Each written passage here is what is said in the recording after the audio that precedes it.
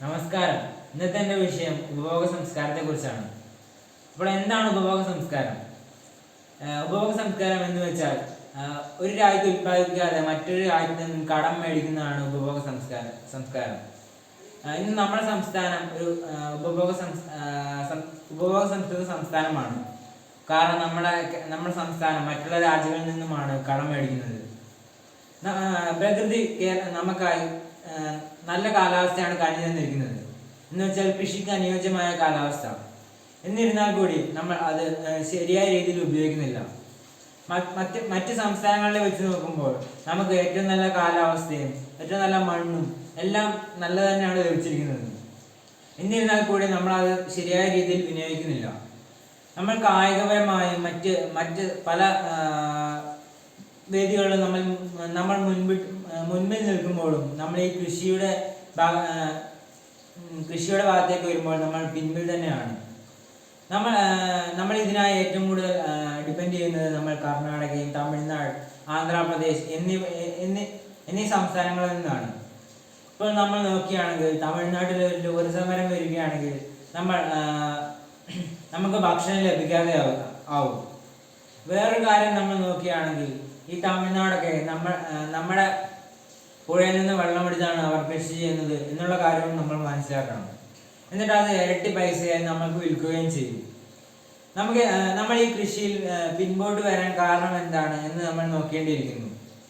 ഇതിന് ഏറ്റവും പ്രധാനപ്പെട്ട കാരണം എന്ന് പറയുമ്പോൾ നമ്മൾ വിദ്യാഭ്യാസ മേഖലയിലും അതുമായി ബന്ധപ്പെട്ട മേഖലയിലൊക്കെ നമ്മൾ വലിയ മുൻപന്തിയിലേക്ക് എത്തിയിരിക്കുന്നു.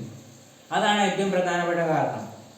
പിന്നെ അത് കാരണം ഈ വിദ്യാഭ്യാസമുള്ളവരും ഇല്ലാത്തവരുമായി എല്ലാവരും ഈ പുറം രാജ്യങ്ങളിലേക്കും വികസിത രാജ്യങ്ങളിലേക്കൊക്കെ ആയി കയറിപ്പോകാൻ തുടങ്ങി. പിന്നെ പൈസ കിട്ടുന്നത് കൊണ്ട് തന്നെ അവിടെ ആൾക്കാർ സ്ഥിരമാക്കി തുടങ്ങുകയും ചെയ്തു. അപ്പോൾ പിന്നെ കേരളം സമ്പദ് വ്യവസ്ഥയിൽ മുൻപിൽ വരികയും പിന്നെ ഏതാണ്ട് കൃഷിയോട് നമ്മൾ വിട പറഞ്ഞ അവസ്ഥയുമാണ് ഉണ്ടായത്.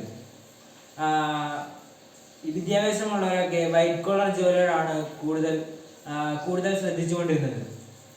പിന്നെ ഈ വയലുകളൊക്കെ ഇടിച്ചു നിരത്തി ധാരാളം വലിയ റിസോർട്ടുകളും ഹോട്ടലുകളൊക്കെ പണിത് ഉയർത്തുകയാണ് ചെയ്തത്. പിന്നെ ഈ ബാക്കി വന്ന കൃഷി സ്ഥലങ്ങളൊക്കെ കാട് കയറിയും കള കയറിയും എല്ലാം പോവുകയാണ് ഉണ്ടായിരുന്നത്. നമ്മൾ വ്യവസായ രംഗത്തായാലും നമ്മൾ ഒത്തിരി ഒന്നും മുൻപന്തിയിലല്ല എന്നുള്ള കാര്യം നമ്മൾ മനസ്സിലാക്കണം. പിന്നെ ഈ പുറം രാജ്യങ്ങളിലേക്ക് പോയാൽ പിന്നെ നമ്മുടെ കേരളം എന്ന് പറയുമ്പോൾ പ്രത്യേകിച്ച് മറ്റുള്ള പുറം രാജ്യങ്ങളിലെ നോക്കി അനുകരിക്കുന്നവരാണല്ലോ. ഇപ്പോൾ പുറത്തുള്ള യൂറോപ്യൻ രീതികളാണ് ഇപ്പോൾ ഇവിടെ നമ്മൾ കാണാൻ സാധിക്കുന്നത്. അപ്പോൾ ധാരാളം അവിടുത്തെ സാധനങ്ങളൊക്കെ ഇങ്ങോട്ടേക്ക് ഇവിടെ മലയാളികൾ തന്നെ ഇങ്ങോട്ട് എത്തിക്കുന്നത് അതൊരു വലിയ ഉപഭോഗ സംസ്കാര രീതി തന്നെയാണ്. പിന്നെ അവിടുത്തെ ഭക്ഷണ രീതിയും അതെല്ലാം തന്നെ ഇങ്ങോട്ടേക്ക് എത്തിക്കാൻ ആൾക്കാർ നല്ലപോലെ ശ്രമിക്കുന്നുണ്ട്. ഇപ്പം നമ്മൾ നോക്കുകയാണെങ്കിൽ ധാരാളം ഫാസ്റ്റ് ഫുഡുകളാണ് ഇന്ന് നമ്മുടെ കേരളത്തിലും അതുപോലെ തന്നെ ഇന്ത്യയിലൊക്കെ ഉള്ളത്. അപ്പോൾ ഇതെന്ന് പറയുമ്പോൾ യൂറോപ്യൻ ഭക്ഷണമൊക്കെയാണ്. ഇതിൽ നിന്ന് പറയുമ്പോൾ ധാരാളം ഫാറ്റും അതെല്ലാം അടങ്ങിയിരിക്കുന്നുണ്ട്.